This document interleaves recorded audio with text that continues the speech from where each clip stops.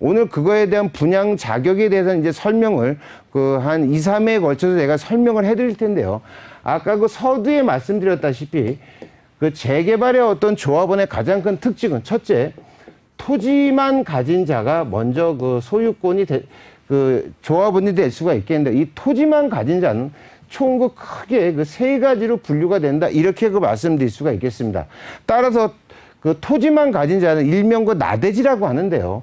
그 나대지의 규모가 90제곱미터 이상인 경우는 그 주택 유무에 상관없이 무조건 그 입주권이 있다, 이렇게 그 말씀드릴 수가 있겠고요. 그 다음에는 30제곱미터 이상, 그 다음에 그 90제곱미터 미만인 경우가 있는데요. 여기가 약간 그 주의를 그 요하는 그 지분 상태다, 이렇게 말씀드릴 수가 있겠습니다. 요 30제곱미터에서 90제곱미터 미만인 사람은요, 그 세대원 전원이 그 무주택자일 때, 세대원 전원이 무주택자일 경우에 한해서 입주권이 있다, 이렇게 말씀드릴 수가 있겠는데요. 이 중요한 것은 이 무주택의 시점이 과연 언제이냐, 이것이 중요한 건데요. 이 무주택자의 어떤 시점은 사업 시행 인가 고시일로부터 사업 완료 고시일까지 무주택을 유지하시면 된다, 이렇게 말씀드릴 수가 있겠습니다. 이 중요한 거기 때문에 다시 한번 말씀드리겠습니다. 사업 시행 인가 고시일로부터 사업 완료 고시일까지 무주택을 유지하신 경우에는 포함될 수가 있고요. 또 하나 그 주의하셔야 될 점은 공부상 그 토지대장에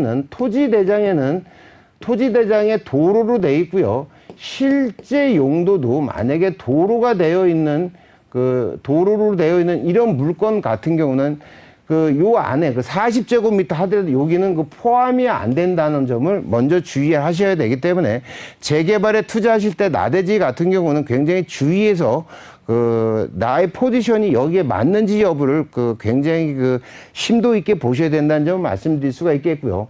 또 하나 만약에 또 하나의 단계는 30제곱미터 미만일 경우에는 어떻게 되느냐, 이거는 바로 현금 청산이 된다, 이렇게 말씀드릴 수가 있겠습니다. 즉 입주권을 부여받을 수 없다, 이렇게 말씀드릴 수가 있겠습니다. 하지만 현재 내가 조합 설립 인가가 난 상태에서, 사업 시행 인가가 안 간 상태에서 내가 무주택자가 아니고 만약에 30제곱미터 미만을 갖고 있다 해서 청산을 받기 때문에 이거 어떡하나 걱정하실 필요는 없다, 이렇게 말씀드릴 수가 있겠습니다. 왜냐하면 재개발은 동점자가 없습니다. 1등부터 한남유탄을 예를 들었다시피 1500등까지 서열이 있는데, 내가 만약에 토지 지분, 감정가가 토지로 한 두세 평의 가격, 감정평가가 낮기 때문에 대형평 43평 이상을 못 가는 경우에는 요런 지분들을 구입을 해서 나의 감정가를 높이는 경우들이 굉장히 많다, 이렇게 말씀드릴 수가 있기 때문에 현실적인 시장에서 재개발 구역에 이렇게 포함되어 있는 분들은 아무도 쓸모없는 지분들은 없다, 이렇게 말씀드릴 수가 있기 때문에 이런 현금 청산의 30제곱미터라든가 이런 것들은 관리 처분인가 즈음해서 조합원 분양 신청 전에는 굉장히 인기 있는 물건이기 때문에 이런 거 같은 경우는 그런 큰 평수를 가고 싶은 분들한테 매각을 함으로써 어떻게 보면 투자 수익을 얻을 수 있다, 이렇게 설명해 드릴 수가 있겠습니다. 그리고 그 다음에 다음 설명은요, 건축물만 가졌을 때를 설명을 해드리도록 하겠습니다.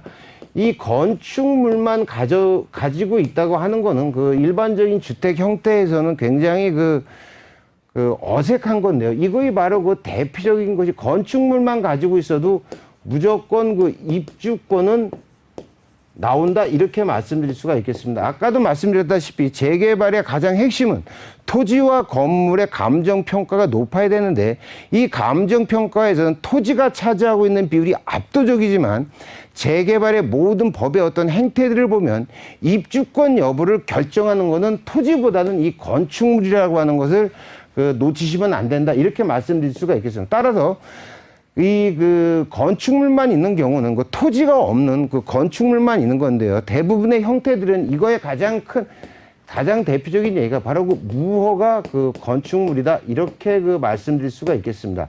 이 무허가 건축물도요, 무조건 그 입주권이 나옵니다. 이거를 건축물을 그 무조건 그 입주권을 주는 게 아니고요. 여기는 그 조건이 있습니다. 첫째, 무허가 그 건축물 그 관리대장에 등재가 돼 있든가 등재가 돼 있을 경우, 두 번째는 뭐냐면요, 재산세를 계속 납부하고 있는 경우, 세 번째는요, 항공 촬영에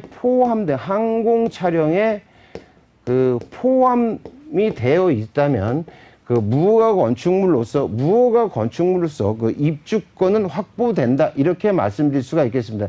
요 사항들은 그 엔드 개념이 아니라 오화 개념이라는 것을 그 말씀드릴 수가 있겠고요.